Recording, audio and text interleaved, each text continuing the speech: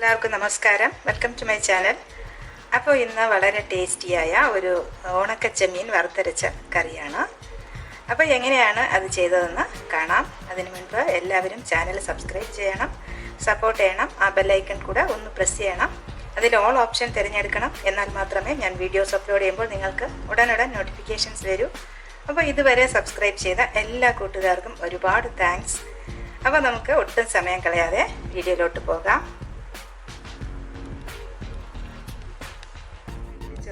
ചേർക്കാനുള്ള വെജിറ്റബിൾസൊക്കെ ഒന്ന് അരിഞ്ഞെടുക്കാം.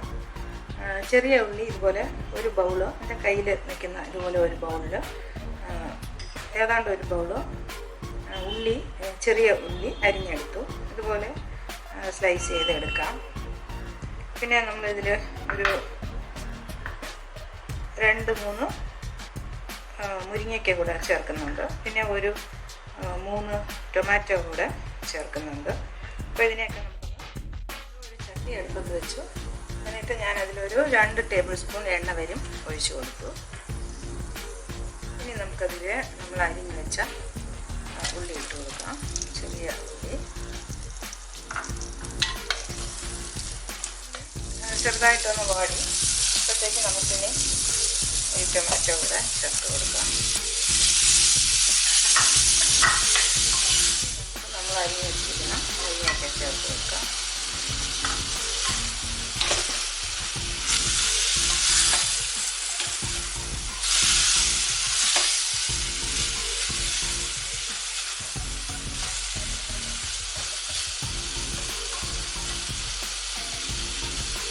നമുക്ക് ഒരു നെല്ലിക്കയുടെ വലിപ്പത്തിലുള്ള പുളി ഞാനിവിടെ എടുത്തിട്ടുണ്ട്.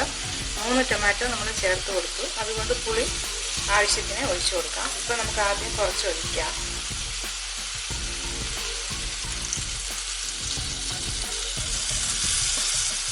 ആവശ്യത്തിന് വെള്ളം കൂടെ ഒഴിച്ചു കൊടുക്കാം. ഉപ്പും കൂടെ ചേർത്ത് കൊടുക്കാം.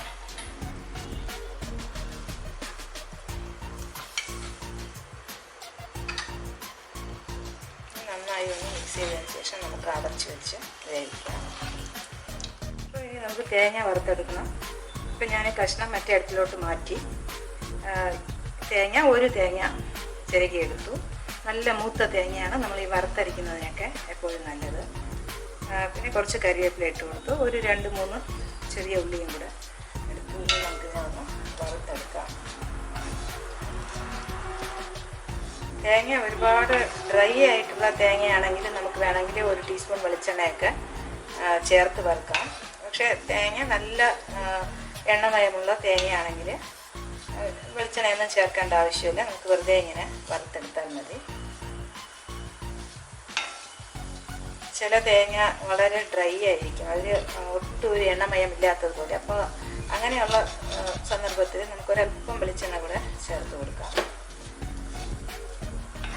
നമുക്ക് കുറച്ച് വറുക്കുമ്പോൾ തന്നെ മനസ്സിലാവും തേങ്ങ നല്ലതാണ്. തേങ്ങ ഇവിടെ നന്നായിട്ട് വറുത്തെടുത്തു. ഇനി നമുക്ക് വേണമെങ്കിൽ തീ ഒന്ന് ഓഫ് ചെയ്ത് കൊടുക്കാം.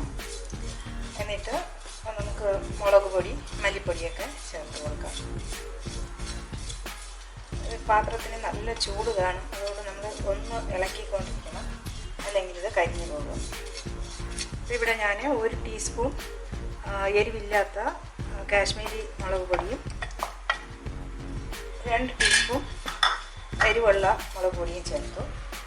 പിന്നെ ഒരു 2 ടേബിൾ സ്പൂൺ ഇതുപോലെ ഈ അളവിന് 2 ടേബിൾ സ്പൂൺ മല്ലിപ്പൊടിയും ചേർത്ത് കൊടുത്തു. നമുക്കൊന്ന് ഇളക്കി കൊടുക്കുക, അല്ലെങ്കിൽ ഇതിൻ്റെ ചൂട് കൊണ്ട് കരിഞ്ഞു പോകും.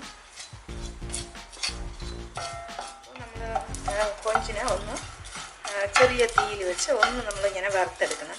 നമ്മൾ കയ്യിലെടുത്ത് ഇങ്ങനെ പൊട്ടിക്കുമ്പോൾ നന്നായിട്ട് പെട്ടെന്ന് ഇങ്ങനെ ഒടിഞ്ഞു പോകും. അപ്പോൾ അതാണ് നമുക്ക് ഇതിനാവശ്യമായിട്ടുള്ള പരുവം. അപ്പോൾ നമുക്ക് തീ ഓഫ് ചെയ്ത് കൊടുക്കാം. പെട്ടെന്ന് തന്നെ ആവും, അതിന് വലിയ സമയമൊന്നും വേണ്ട. വറുത്ത് വെച്ച കൊഞ്ചിനെ ഒന്ന് ഇതിൻ്റെ വൃത്തിയാക്കാൻ വേണ്ടി, ഇതൊക്കെ ഒന്ന് പോകാൻ വേണ്ടി ഇതുപോലെ ഒരു ചിരട്ട ഉപയോഗിച്ച് ഒന്നിങ്ങനെ പ്രസ് ചെയ്ത് കൊടുക്കാം. അപ്പോൾ അതിൻ്റെ ആ കൂർത്ത ഭാഗങ്ങളൊക്കെ നമുക്ക് ഒഴിവാക്കാൻ സാധിക്കും.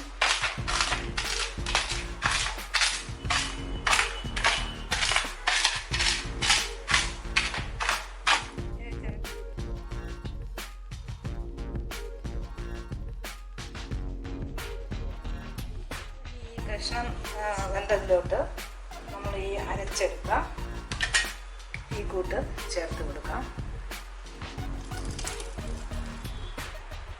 അപ്പം ഞാൻ ഇത് അരയ്ക്കാൻ ആവശ്യമായ വെള്ളവും കൂടെ ചേർത്ത് കൊടുത്താണ് അരച്ചത്. കുറച്ച് വെള്ളം കൂടെ ചേർത്ത് കൊടുക്കാം.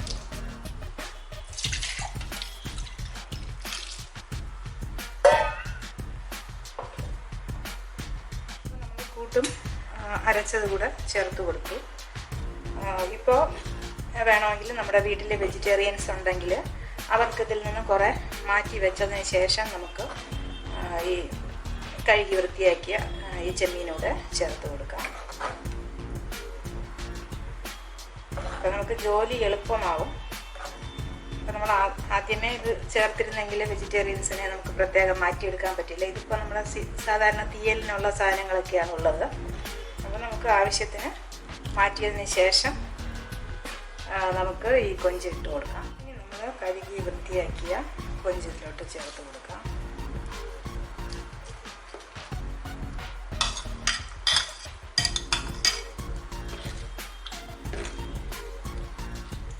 ഇനി നമുക്ക് കുരുമുളക് പൊടി കൂടെ ചേർത്ത് കൊടുക്കാം. നിങ്ങൾക്ക് എത്ര എരിവ് ആവശ്യമുണ്ടോ അത്രയും ചേർക്കാം. ഞാനിവിടെ ഒരു ടീസ്പൂൺ ചേർത്ത് കൊടുക്കുന്നു. ഇപ്പോൾ നമുക്ക് ഉപ്പ് പുളിയൊക്കെ ചെക്ക് ചെയ്യാം. അപ്പോൾ ആദ്യം കുറച്ച് പുളി ഒഴിച്ച് കൊടുത്തിട്ടുണ്ട്. ടൊമാറ്റോയുടെ പുളിയുമുണ്ട്. എന്നാലും നമുക്ക് കുറച്ചുകൂടെ ചേർത്ത് കൊടുക്കണം. ഉപ്പും നമുക്കതുപോലെ. അപ്പോൾ നമ്മുടെ ടേസ്റ്റിയായ ഉണക്കച്ചെമ്മീൻ കറി ഇവിടെ റെഡിയായി. ഉണക്കച്ചെമ്മീൻ തീയൽ. അപ്പോൾ വളരെ ടേസ്റ്റിയാണ്. ആവശ്യത്തിന് പുളിയും ഉപ്പും ആ ചെമ്മീനിൻ്റെ സ്വന്തമായിട്ടുള്ള ഒരു ചെറിയ മധുരവും എല്ലാം കൂടെ ഒരു അടിപൊളിയായിട്ടുള്ള ഒരു കറിയാണ്. അപ്പോൾ നിങ്ങൾ എല്ലാവരും ഒന്ന് ട്രൈ ചെയ്യണം. അപ്പോൾ വീണ്ടും കാണാം നല്ല റെസിപ്പീസുമായി. Till then bye bye, take care.